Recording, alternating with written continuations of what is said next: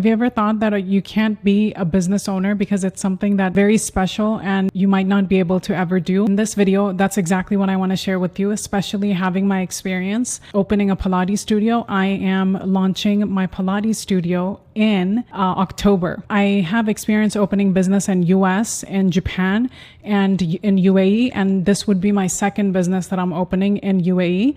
So I feel like I'm finally equipped to talk about my experience and how easy it is and how accessible it is for everyone. The first thing that we need to think about is it's the courage. You need courage to start any business. If you don't have a big enough reason for you to do this business, you're not going to stick with it. It's not going to be long term. So you really need to sit down and think about why you're doing it. Why is it? Why is it important for you to be a businesswoman? Why is it important for you to choose this specific topic for your business? For me, why it was important to choose Pilates over everything else is because I truly enjoy it. I'm so passionate about it. Even doing market research for me was like having fun. So it was like a no-brainer for me. And just think of it from your perspective. It's like, what is it that is something that when I'm doing the market research, I'm actually going to have fun instead of feeling like I'm being pushed to do something that I don't enjoy? Is it that comes naturally to you? Is it like making matcha? Is it maybe trying out new food? Maybe you're made for like making your own cafe. Or is it like you just love coffee and you're going to start like a coffee brand? You can do that. You can do anything in this world. And so the first thing you need is courage. And for me, how I got the courage to make such a big decision and a big investment for Pilates studio is through mentors. First and foremost, we talk about it on this channel. I talk about a lot how the biggest investment you can do is like choosing the right partner, right? Because if you choose the wrong partner, like sometimes they might not even support your business, or they might not even want to see you like grow at all, right? Like more than them or something. So first thing is like choosing the right partner, of course. And for me, I got blessed with, my husband, who is like the biggest supporter for me and like the biggest push for me. Like he wants to see me like flying, basically. The best support system at home. Then finding mentors. How do you find mentors? Literally, you just find them. And so for me, I have two main mentors that are helping me like make business decisions. And then I have like 3 different people on top of that are that have experience opening a Pilates studio. So it's crucial for you to really seek out people that have already done what you want to achieve. So my one mentor actually is PBD, Patrick Bet-David, one of the biggest entrepreneurs on YouTube.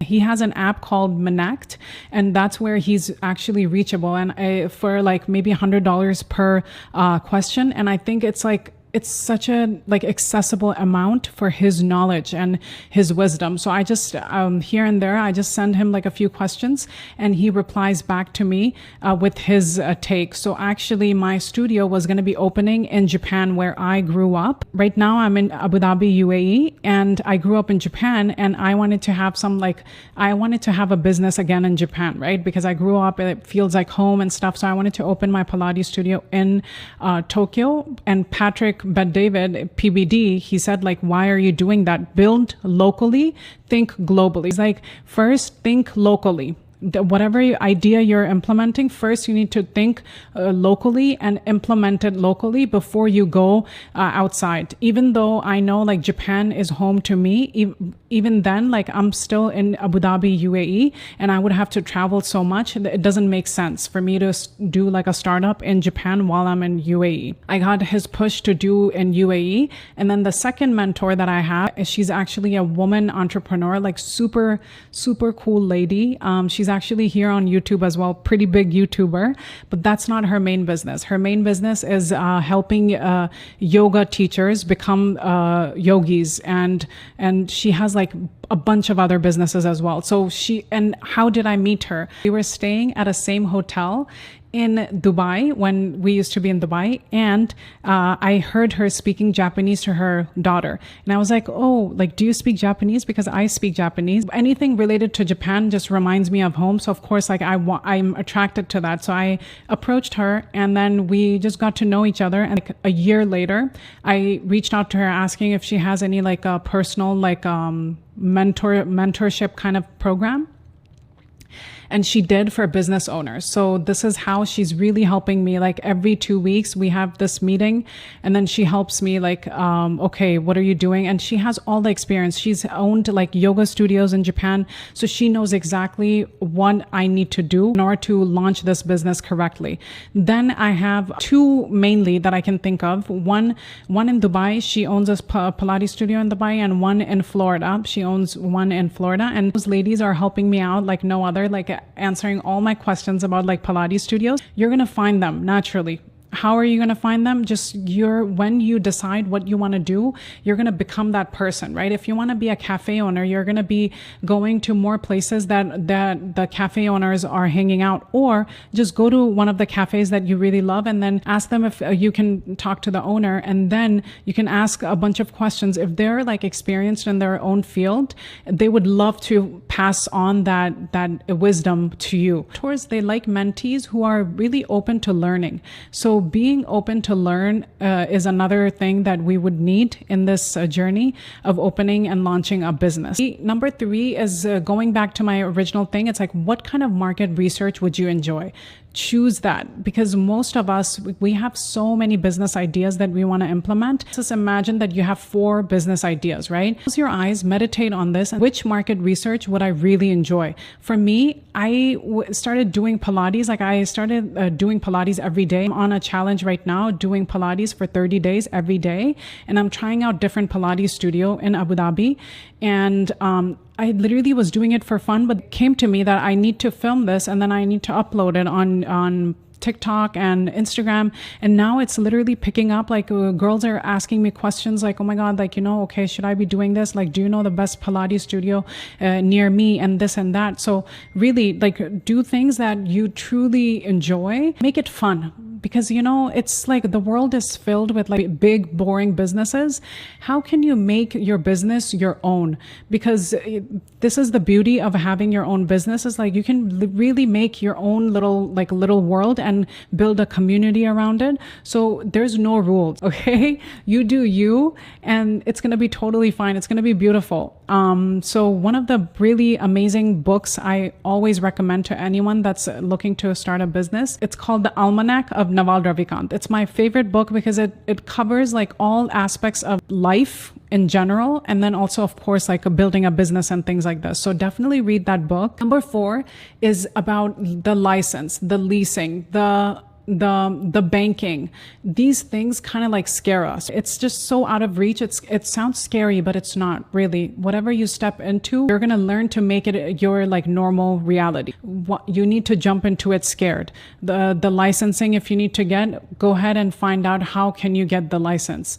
And then the leasing, it might be expensive for you. Then it's like, okay, you build a business plan, like a quick one. Okay, these are the people I'm going to be catering. This is my business plan. This is going to be the profit. This is going to be the revenue. Reach out to anyone you know. If this is an idea you truly believe in, you won't be embarrassed asking your parents, asking your husband, asking your maybe friends if they're like also in the business mindset.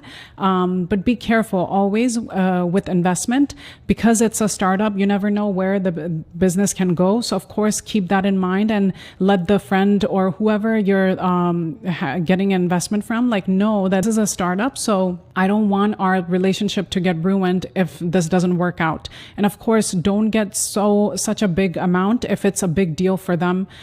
Anything is possible in this world, really. Like you can get the investment, you can get anything.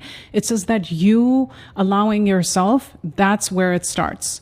The business, the relationship, the financial reality, whatever it is, it's about how you really see yourself and what you want for yourself and what you think you deserve. That's where it starts. So the investment part is going to be easy for you. Your family member is the easiest way to get the investment without that much like damage, because even if it goes even if it goes down, like they might not like come after you like crazy, right? So then comes the banking, right? Once you have the license, you'll easily be able to open a bank, and that's it. Like voila, you have a business, and now you can go out and market your business and start like earning that revenue and profit. Now, number 5, and the last part is, now that we have the licensing, now we have courage, then how do we really start getting that revenue? And then also, how do we market our business? So before you even start, I would start creating hype and see like the demand as well. So what I did with my Pilates is right when I was signing the lease, right when I signed the lease, so of course, like when it was confirmed that I'm doing this and my license was confirmed as well, I went ahead and blasted locally. I was in a lot of different local groups. So I just blasted like, okay, whoever wants to join, interested in attending our classes in the future when we open, please join this group. And literally 120 people joined within 24 hours. So I clearly saw that there was demand. 3-4 days ago, I started posting videos on TikTok and Instagram, like me showing all the different Pilates studios I've been in Abu Dhabi. It's crazy. Overnight, I gained like so within 2 days, I gained like 400 followers, which is a big deal for me because I was trying for so long on TikTok and I was not growing at all. And I'm getting literally one of the posts that I had posted had like 700 likes plus 500 saves.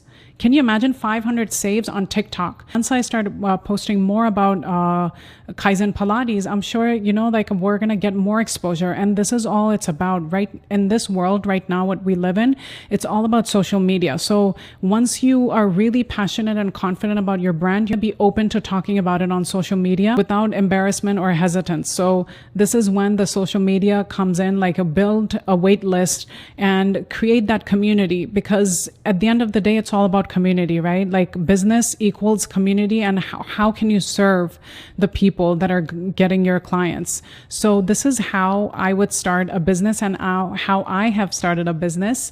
And if you like this kind of video, please subscribe down below and follow the journey that I'll be taking you through opening Kaizen Pilates and many more things in the future that I have planned.